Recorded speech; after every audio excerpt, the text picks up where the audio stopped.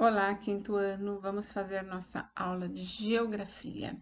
Apostila 6, páginas 430 a 439, Teorias Demográficas e Movimentos Populacionais. Já falamos em Geografia sobre a saída do campo para a cidade, né, o crescimento populacional, a formação da cidade, da sociedade. Cada sociedade vive de uma maneira. Agora, nós vamos falar também da teoria demográfica e movimentos populacionais. Falamos também que conforme vai crescendo as cidades, a cidade precisa ter uma infraestrutura. Não adianta todos virem lá do campo para a cidade, se a cidade não tem uma infraestrutura, não tem um trabalho, não tem uma moradia para as pessoas que também já perderam o emprego no campo por conta das máquinas, né, que tomaram conta do lugar do trabalho das pessoas. População é um conjunto de pessoas com determinadas características em comum, né? Uma sociedade ali pode ser de ideias, de história e de cultura, né? São coisas incomuns que a gente vive da mesma maneira, né?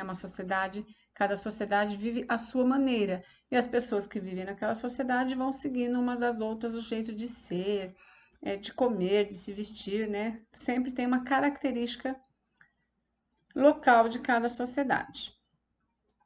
A população é um aspecto importante para a geografia. Paisagens e lugares são compreendidos e estudados com base na relação que os grupos humanos estabelecem com o espaço.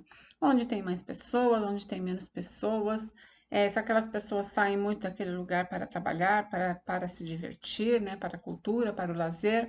Então, tem todo um estudo sobre o lugar, os lugares, né, e como que as pessoas vivem.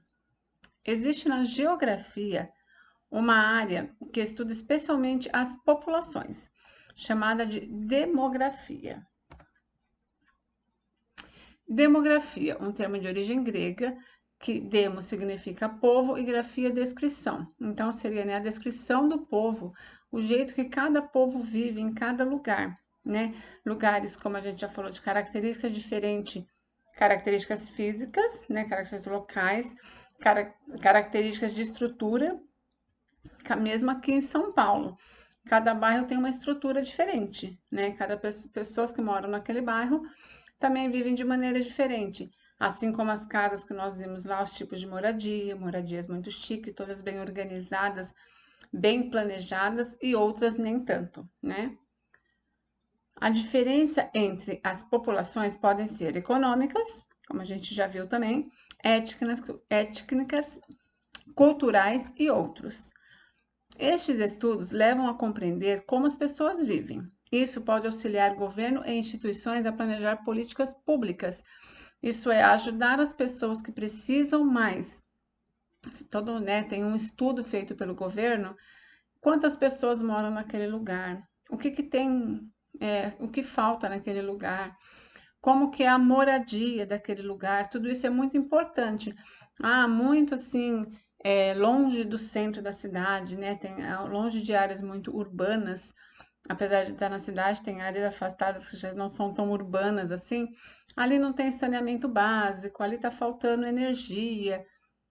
Então, ela tem essa parte que estuda tudo isso para poder tentar fazer com que tudo fique um pouco mais igual, né? Que as pessoas tenham, pelo menos, no mínimo, uma vida decente, uma vida que tenha acesso às coisas, como a gente já falou em outros capítulos lá, acesso à saúde, acesso à educação e acesso ao lazer também. Então, precisa de um planejamento de políticas públicas. E para isso precisa ter um estudo, né?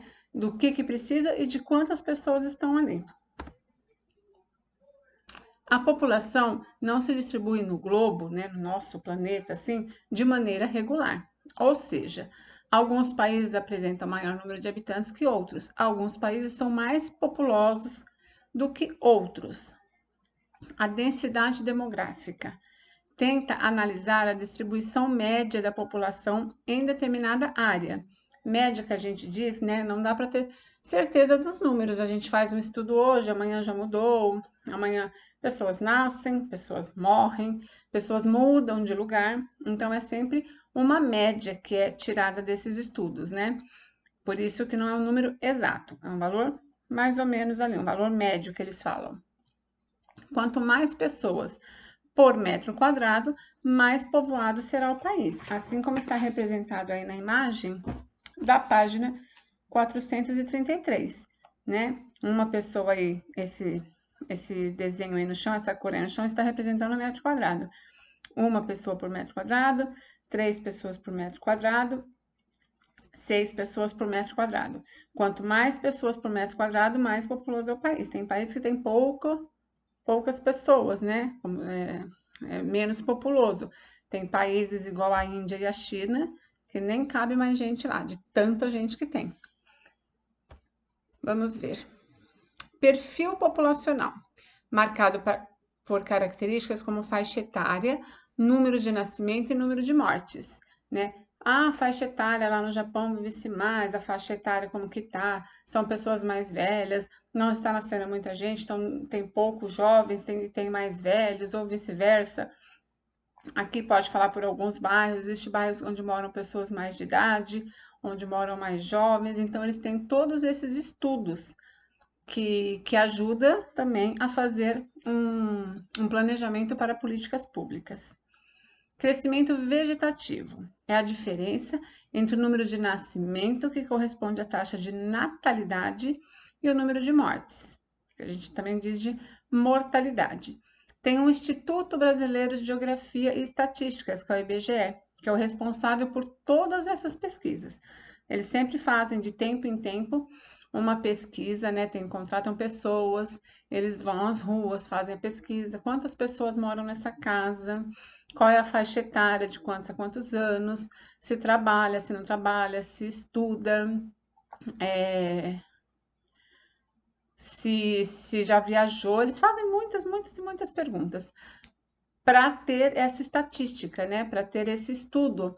Só que, como a gente diz, aí até sair a pesquisa, pode ser que tenha mudado alguma coisa. As pessoas mudaram daquele bairro, porque eles demoram muito para fazer essa pesquisa. Eles contratam pessoas que vão de casa em casa. Aí essas pesquisas vão lá para esse instituto, que eles vão fazer tudo em forma de gráfico. Então, até sair o resultado, pode ser que mudou alguma coisa, porque de um dia para o outro as pessoas podem sair do local que estava, né?